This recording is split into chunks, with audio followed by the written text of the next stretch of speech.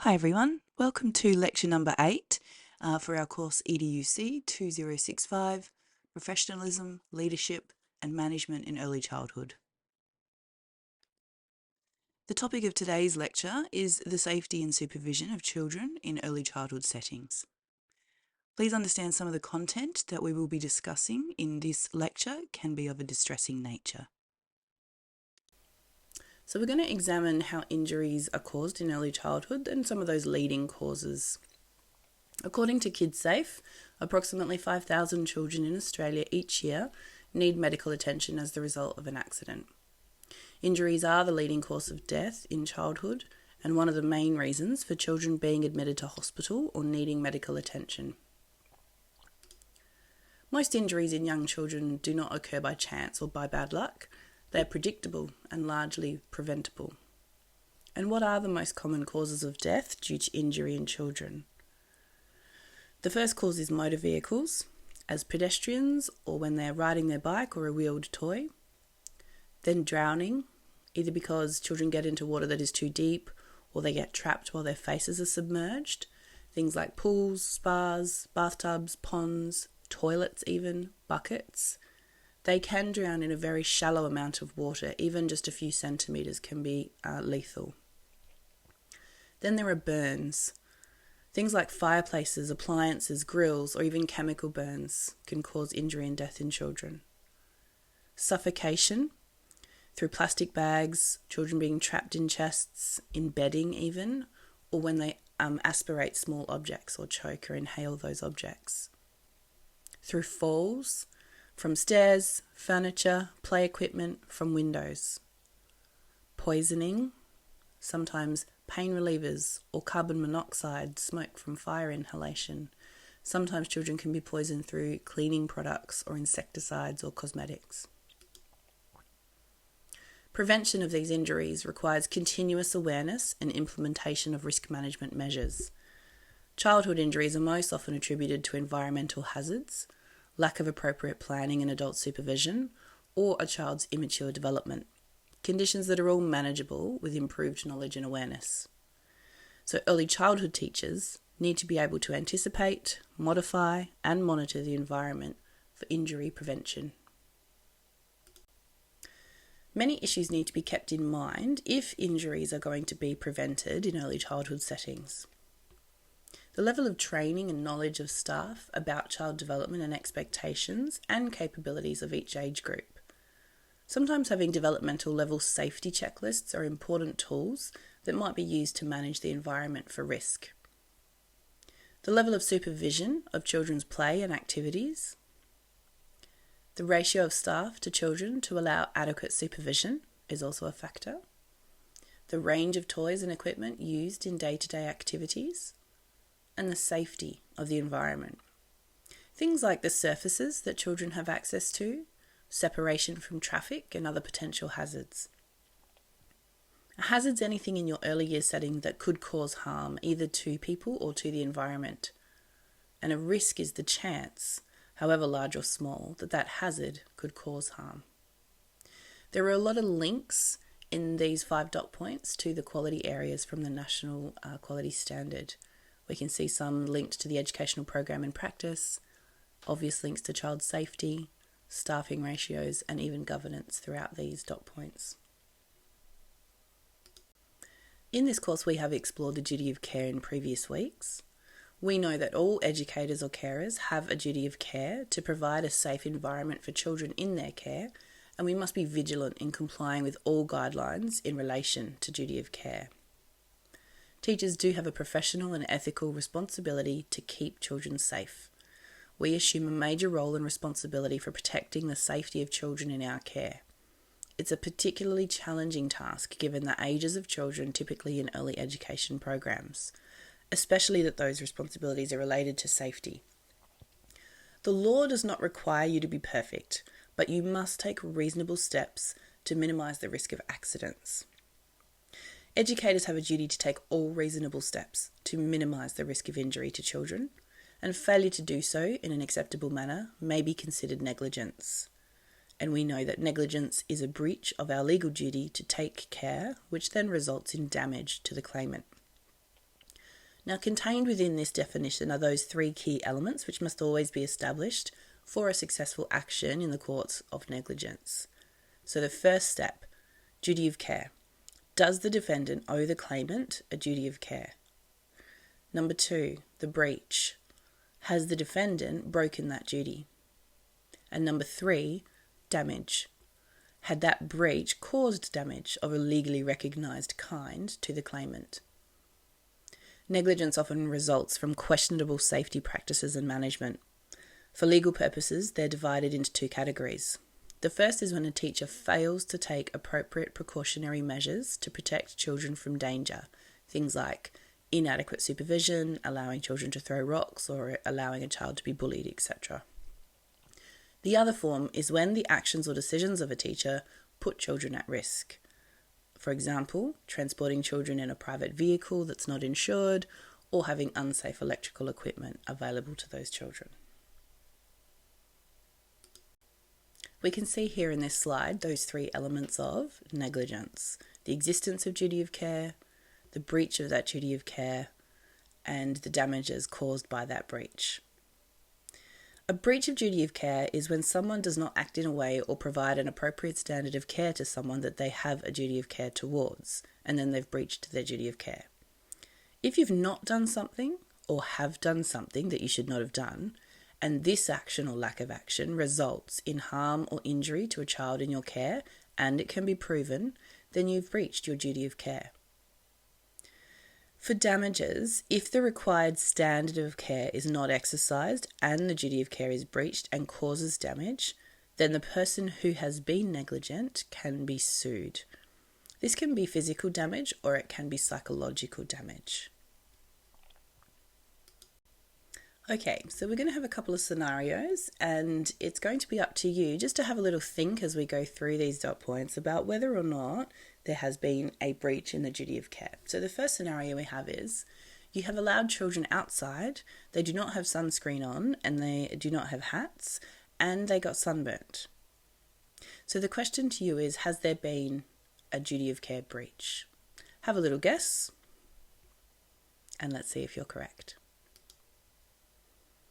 In this case, there would be a breach of duty of care. We do need to apply sunscreen to all of the children and ensure that they wear hats and play in the shade. The risk of sunburn in Australia is high, and the foreseeable risk is fairly widely known. It's a common understanding that if we are outside and we are unprotected, then we will be burnt by the sun. So it's important that this one is taken care of, and it can take quite some time to reapply sunscreen and to chase children around and ensure they have their hats on. And to work with your leadership team to make sure there are sufficient available shady places for children to safely play. Another scenario. You may have left children unattended near a water trough. One of them has slipped on that wet floor surface and then has suffered head injuries. Is there a duty of care breach? Have a think. In this case, yes, there is a breach. We cannot not supervise. We must supervise those children constantly, particularly when they are around a water trough. It is foreseeable that a slip can occur when water is present on the floor. If you have met your duty of care and an accident still occurs, then with maintaining accurate records of this accident, particularly an accident report, a formal accident report, and if you complete a thorough report for each accident, regardless of how minor or unimportant it might seem at the time, information in these reports can be used in court as evidence to support a teacher's innocence against charges of negligence. Results of some injuries are not always immediately apparent, and sometimes injury reports are considered legal documents, and they therefore need to be kept on file until the child is 25 years of age. Those records used to have to only be kept for 5 years, but now it's until that child turns 25. So this was one of the reasons that a lot of early childhood settings have digitised a lot of their records, because you have to keep them for such a long time. There is a link that I'll place at the bottom of the screen if you wanted to look at the slides and click that link, which will be live. This was an instance where a Perth childcare centre was fined $17,000 after the toddlers at that childcare centre ended up with burnt feet. This was only a few years ago in 2020. 3 toddlers sustained severe burns to their feet during a fire drill on a very hot day in that summer. Several children aged between 18 and 36 months weren't wearing shoes or socks when the drill took place at Nido Early School, QV1, and the temperature was nearing 36 degrees. Western Australia's Department of Communities found that the temperature of the synthetic lawn and the soft fall rubber outdoor surface likely contributed to the burns on the children's feet. The operator of the centre, Think Childcare Services Proprietary Limited, was fined $15,000 and then ordered to pay $2,000 in costs after the State Administrative Tribunal hearing. So if you wanted to read a few more details about that particular breach, please feel free to click on the link. All right, I'm going to pose another scenario to you, and on this slide you have an opportunity to actually press pause and take some notes. The scenario is, you're supervising 12 3-year-old children in a split-level playground, which is divided by a set of 13 brick steps. The children have been told that they're not to play on the steps and that they are out of bounds. You position yourself so that you can see both areas of the playgrounds, but you're not able to see the steps. A child playing on the steps falls face down onto the ground and suffers head injuries. So my question to you is this a case of negligence? And justify that with why it is or why it is not. Hit pause, take a few notes, come to an answer, and then hit play again when you're ready.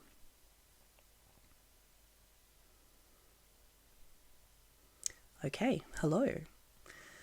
So telling 3-year-old children that the steps are out of bounds is not sufficient in terms of avoiding a breach of duty of care.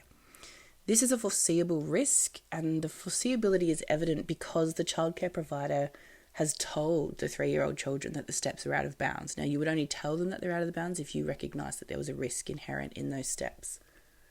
This is also a breach of staffing ratio, which qualifies as inadequate supervision, because the correct staff-to-child ratio for 36 months to school age is 1 to 10 in Western Australia. And this was not in place at the time. It only talks about having 1 staff member to 12 children. The staff member that was supervising was not in a position to see the steps.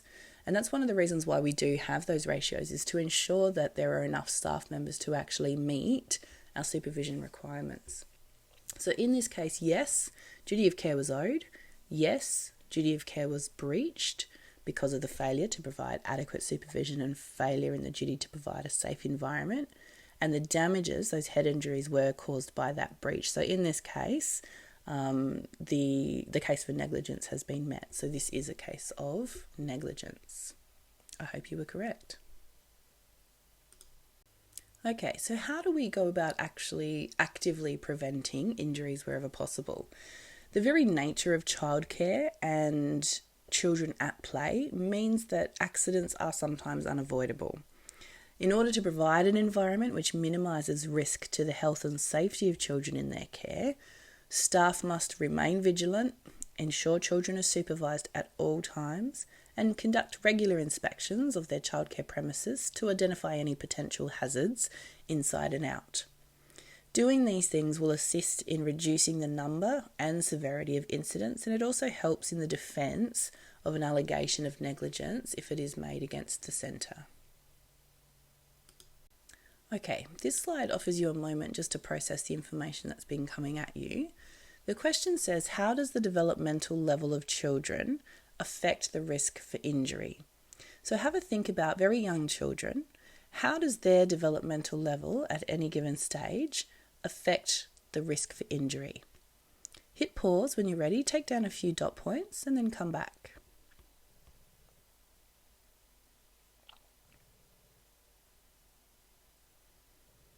Okay, so the cognitive functioning of very young children is not sufficiently developed for them to be able to foresee danger. Sometimes they're easily distracted, and sometimes they're completely focused on what they're doing and they're unaware to the risks of danger around them. For example, a 1-year-old has no idea that they can drown in a few centimetres of water. A toddler may not realise that a swing might knock them over if they walk too close when it's on its backswing.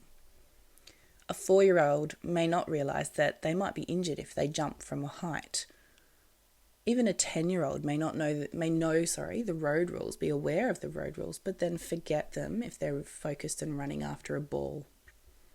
As a caregiver, it's our duty to ensure that all appliances and equipment are appropriate to children's age and stage of development. And throughout your studies, you've learned about the developmental stages of young children, and we should be able to make sound judgments about what equipment is safe and what equipment is suitable. As early childhood educators, we must also consider this cognitive development of young children and their psychosocial stages that they progress through as they grow. In infancy, infants learn to trust that others are consistently dependable and reliable. So, for example, when an infant needs to be fed, then they develop trust if the parent or caregiver feeds them. There's also the sensory motor stage of development, and this is when children learn through their senses. Infants and young toddlers will frequently put things in their mouths, and this is part of how they explore and learn at this age. And as their physical development improves, infants begin to develop those tertiary or circular reactions around about 12 to 18 months, and they can start to perform novel and never before tried actions to solve problems. So, for example, they might use trial and error to obtain an interesting object that's been placed high on a kitchen counter. And if the old methods for getting an object that's out of reach, say standing on tiptoes or reaching or grasping, do not work, a brand new action might be attempted. So maybe they pull a chair over to the counter. This is a significant time of experimentation, and a challenge in caring for children of this age is their powerful desire to accomplish things through active trial and error.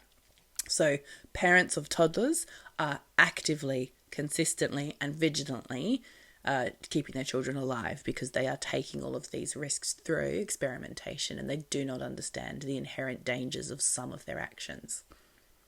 During the toddler years, they are in the psychosocial stage of autonomy versus shame and doubt. Autonomy is a sense of being able to handle many things on your own. And if a child is criticised or rejected, they might develop feelings of shame or doubt in their own capabilities.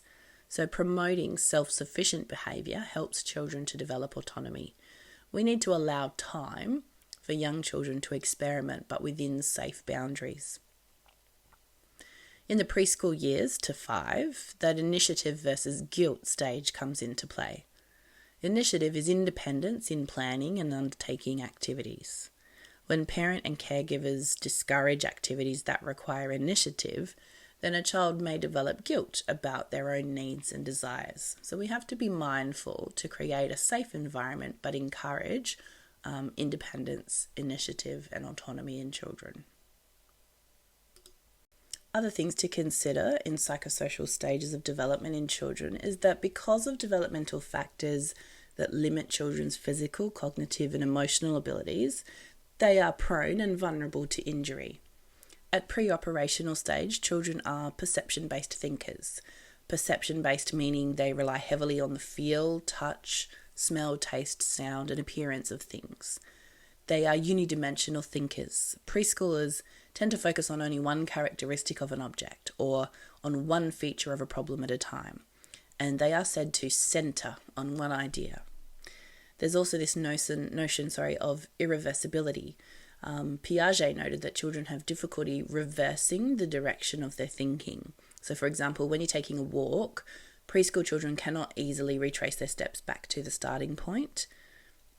We also have transductive reasoning.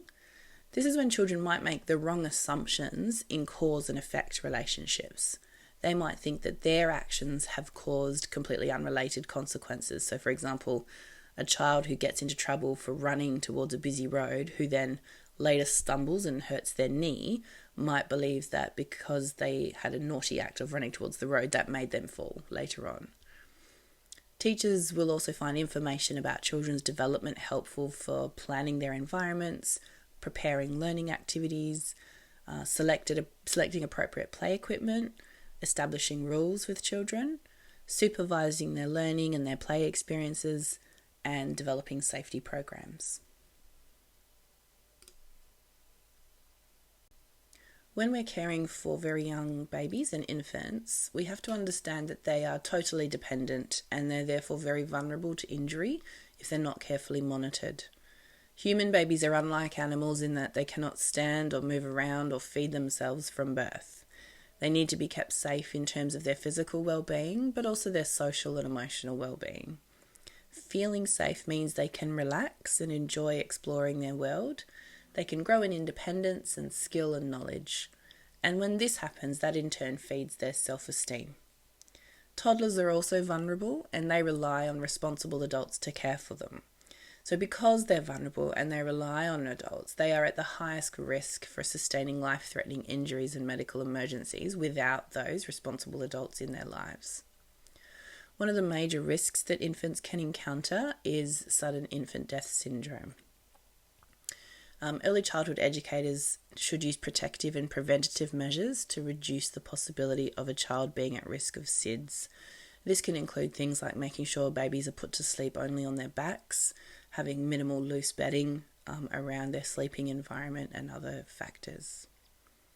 We need to understand that infants and babies' interest and curiosity in learning about their surroundings, their impulsive play and their immature development can unfortunately lead them into new and unexpected dangers, and we need to be aware of this at all times. During the first few months of life, infants are not mobile and they do not encounter many risks. However, be careful because young babies can make purposeful movements and they tend not to stay in the positions that they're placed. Once an infant can roll over, mobility and thus risk increases dramatically, and a child could turn over and fall from a changing table or an infant seat that's been placed on a counter. So you need to make sure that we're very mindful of the mobility capacity of the babies for whom we are caring. Infants who creep or crawl are likely to get into more and more territory that may pose a risk to them. Given opportunities to practice what they can do, but in a safe surrounding, young children can start to learn some sense of danger. Infants and children, especially those younger than 3, are at great risk for choking hazards. Now, why is the incidence of choking so much higher among very young children? Well, that's because all infants and young toddlers tend to put things in their mouths. It's part of their exploration and learning at this age as they learn through their senses. And this should always be kept in mind whenever we are selecting toys, making sure there are no small bits that young children can swallow or inhale, particularly those very small batteries pose a significant choking hazard to children. Young children should always be seated when eating, not lying down, and care needs to be taken with food selection. So, for example, not whole grapes that have not been cut because they can get caught in children's airways. Things like peanuts, hard carrots, and other harder foods need to be avoided unless it's under very close supervision. A child who is choking may begin to cough and splutter, or they may be silent, and chances are they may start to turn blue as they are unable to get enough oxygen.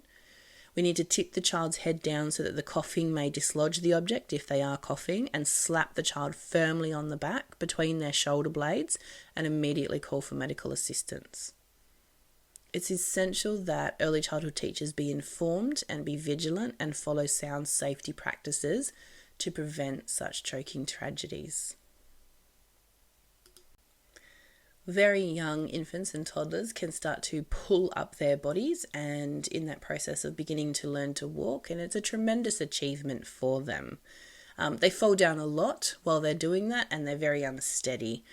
So looking at the surroundings around them and ensuring that it is safe for them to practice these skills is a really important part of being an early childhood educator when caring for infants. As they begin to walk and climb and run, they have little sense of danger. Babies are just focused on what they want, not is what around them. So we need to take on that responsibility of care for them. They start to become explorers. However, they're not experienced in this new world and they're not always aware of their limits. They don't necessarily know what they can and can't achieve just yet. Some infants will crawl. Some infants will, what I refer to as bum shuffle, so they'll sort of get along the floor on their bottoms, and some will crawl in almost lopsided ways. So we need to be really mindful of what surfaces children are on, as their little knees and their bottoms and their hands and their elbows can become harmed if the surface is not the right temperature, too hot, or if it is too rough. We need to be really mindful of the floor and surroundings as children are becoming much more mobile. As children enter toddlerhood, this means that there are many firsts happening, and this is a time for learning about danger. Toddlers are active and curious, they're impulsive and excitable, and these are all qualities that make them vulnerable to injuring themselves. We cannot and should not try to change the child. Rather, it's the environment that we need to try and make safe for them. So we can eliminate some risks by putting only appropriate toys and providing adequate space. Being safe and protected includes discovering boundaries and discovering limits. There's a fine balance between keeping toddlers safe and overprotecting young children. We need to ensure that worrying about being safe doesn't affect the children so much that they become anxious about trying new things. Children who are overprotected can miss out on excitement and challenges. So we warn children that they're in danger, but without frightening them and without causing an accident. If they need verbal reminding, we use simple, clear commands and we explain that they may get hurt. Sometimes we use games as a way of thinking about safety as an ideal way of communicating that danger. Sometimes role play and stories and rhymes can also play a part in getting the message across. Jack and Jill went up the hill is one example. We can get the children in pairs and maybe use their names instead of Jack and Jill. We can get them to hold hands and march to the top of a small hill or slope with soft plastic buckets and then fall down and roll down the hill and give the children lots of space to practice. Or we can have the children practice carrying pretend food on a plate and moving safely as part of role play. And this will get across the need that sometimes we have to walk slowly for safety reasons. We can't just run into people, particularly when we're inside. And also things like Humpty Dumpty. It has a good message about safety. So there's lots of different ways that early childhood educators can deliver those messages about physical safety to children in an age-appropriate way. Toddlers start to understand that there are people who help to keep us safe. So for example, the police, firemen, and even hospital staff. There are people whose job it is to help us out of dangerous situations, so firefighters, doctors, etc., and for whom we can ask for help. Role-playing this helps toddlers to understand what they do. Playing in the home corner with house equipment also presents an opportunity to look at healthy and safe environments and to consider risks. Understanding, that oven is hot, or that doors can shut quickly and they might hurt your fingers if you're not careful. Or if we run when we carry things and we don't look where we're going, this can be a hazard, even if we're just playing. A large part of any caregiver's role is to set up environments that are safe but which are stimulating and challenging. And we need to provide equipment, toys, and play experiences which are safe and appropriate to the children's stage of development. As children grow out of toddlerhood and into that sort of preschool age, they are natural risk takers and they may attempt actions for which they may lack the skill. Children want to test and master their environments, but they need a sense of trust and security that their environment is friendly and safe. Older children continue to explore their environment with an even greater sense of interest, yet they can still lack an adult's maturity, experience, and understanding necessary to anticipate the consequences of their behaviour. So depending on their developmental level, children may lack the capacity to judge the safety of their environment. Therefore, good constant quality supervision of children in early childhood environments is essential, and it's also been found to reduce those unintentional injuries to children. According to Marotz, children in care settings are more likely to be injured while playing outdoors, especially on swings and climbing apparatus and slides.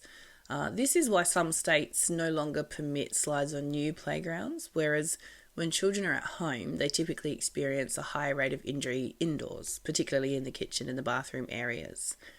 We cannot and should not try and change the children, so we do need to make sure that we're managing the environment and making that as safe as possible for the child. Early childhood educators take extra precautions to provide these safe environments and activities that are safe for children of all ages and stages of development. On the other hand, one way of avoiding unintentional injury is through safety education. Children should begin learning about safety as soon as they understand words. There are lots of opportunities for early childhood educators to teach children safety issues in the course of normal day-to-day activities. Incidental learning such as, not running across the car park, or crossing roads where there are traffic lights, or only going over the supervised crossings, and so on. But safety education should also prepare children for emergencies. They must know what to do in an emergency and how to get help, so make sure they know to call 000 and not 911, because they may have seen that on TV or YouTube or something. They need to learn their home address. They need to learn a parent's phone number. Personal safety and self-protection skills can be taught also. Teaching children about good health and proper nutrition also helps them contribute to their own health. Instructing children in preventative and protective measures permits them to participate in their own well-being. Okay, so again, a little bit of time for you to process.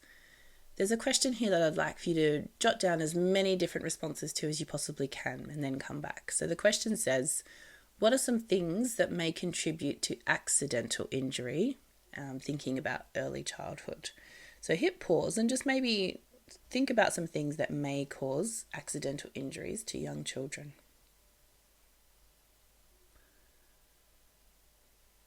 Okay, some of the conditions that can contribute to an unintentional injury can be if adults are not feeling well. Now, if adults are not feeling well, we are not operating at our best and most vigilant capacity, and so sometimes accidents can occur simply because we weren't in the frame of mind or we weren't healthy enough to be able to notice a hazard.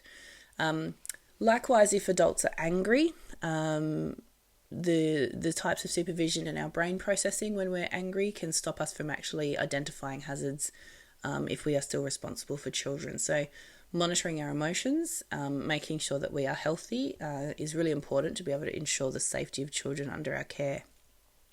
If there are new teachers or staff members who are unfamiliar with children or unfamiliar with the children's routines, that can pose a risk to accidental injury. If there is a shortage of teachers or there are too few adults supervising, that poses a risk. If children are new to the environment and they do not know the rules yet and they do not know the expectations, then that is a time of vulnerability, and so we need to be ensuring that we are caring a little bit more actively for children who are still learning the ways of the particular care setting that we're in. If rules have not been formulated correctly or explained carefully enough to children, that can pose a risk for accidental injuries. Sometimes if activities are rushed or if they are planned late in the day when people are not firing on all pistons as they are in the mornings, then sometimes accidents can happen because people are tired. And sometimes if children are not able to play outdoors due to poor weather, it can mean that injuries, the risk of accidental injury can rise because you've got a lot of children inside for a long period of time when typically they would be able to go outside. So all of those different factors, and that's not an exhaustive list, there are obviously others, can increase the risk of an accidental injury happening with children. So just being aware of some of those factors can help us in active prevention. Developing safety policies for the teachers to manage risk, provide protection, and promote safety in early childhood education environments is really important. Basic safety policies lay the foundation for quality early childhood education, and there should be several policies addressing the educational aspects of safety. Policies establish a process, assign responsibility, and offer guidance for action. Safety policies might take the form of checklists or injury reports, guidelines for staff, practices, or strategies to decrease risk. Safety policies can also help teachers develop proper practices based on their knowledge of safety, risk prevention, protection, and promotion of safety. When we're looking at safety policies, according to Aronson, when policies are being developed, the following questions should be asked. What should be done? This provides the teacher with information needed to create a specific safety policy for each particular safety that might be present in the early childhood environment. So an example is, for example, a state mandate that teachers must report any suspected maltreatment.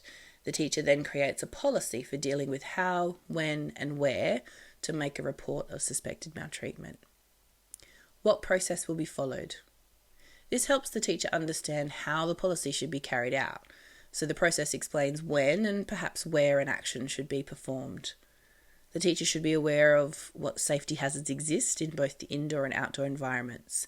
And sometimes viewing the environment through the eyes of a child will help the teacher find safety hazards and create safety checklists and other policies that offer protection. So for an example of this is in the kindy area where I most recently worked, the kindy teachers would actually physically have to crouch down and get into the cubby house to identify any potential hazards from a child's point of view. Not a typical place you would find a staff member is actually inside the cubby house, but to be able to identify any potential risks and ensure that it's a safe place to play, these things are necessary. It's essential that the teacher has knowledge of the developmental abilities of children in the early childhood education programs. For each type of safety hazard, there should be a process of actions to be followed to avoid risk. For example, if excursions or field trips are going to be taken, there should be a definite policy for travel with children, risk assessments, etc. Who is responsible for making sure the process is followed? The setting determines who's responsible for carrying out the policy. In early childhood environments, responsibility mostly falls to the director, teacher or principal, and it's important to define the responsible parties so that the policy does not go unenforced. At a primary school level, it tends to be the district and even the states that dictate what safety policies should be in place. All staff should be encouraged to understand all safety precautions required in the early childhood environment. Are there any time parameters or limitations? Safety policies should be clearly written and should include guidelines, limitations, and suggested methods of communication that should be used. Childcare providers are duty-bound to adhere to the strictest of safety measures as set by the governing bodies, the Department of Communities and ASIQA. The childcare centre's management and, most of all, by the parents whose children are in their care. Policies in children's services are designed to ensure compliance with regulations and provide directions for consistency of practices in the workplace. So as you can see, the regulations governing childcare centres are very comprehensive, and you must as a caregiver be familiar with the current regulations. And you can also check on any changes to those regulations or be updated. You don't necessarily have to have a detailed knowledge of every regulation, but you've got to have access to them for ready reference if you need to look something up. It is the responsibility of each member of the childcare team to ensure compliance with policies that are followed and that procedures are also maintained. Okay, to begin to summarise. Early childhood educators are uniquely positioned to minimise needless tragedies and assure children's well-being. When we have appropriate training and experience, we can assure that children's safety requires our continuous awareness of children's abilities, their stage of development, potential hazards, and preventative measures. All adults who have a responsibility for young children owe it to them and their parents to make absolutely certain that the places where children congregate are as safe as they can possibly be, and this pertains both to the physical surroundings and to the day-to-day functioning. A responsible teacher helps to encourage safety and safe behaviours, educating the children and their families so that they also know how to recognise dangers in any setting will ensure further protection. And in addition to providing a safe environment for children in early childhood settings, this can also provide important modelling for parents. The relationship that an early childhood professional has with parents creates an opportunity to talk to them not only about the emerging abilities and social competencies of their children, but also about how their rapid development and their natural curiosity makes it essential that they pay attention to safety issues at home and while travelling.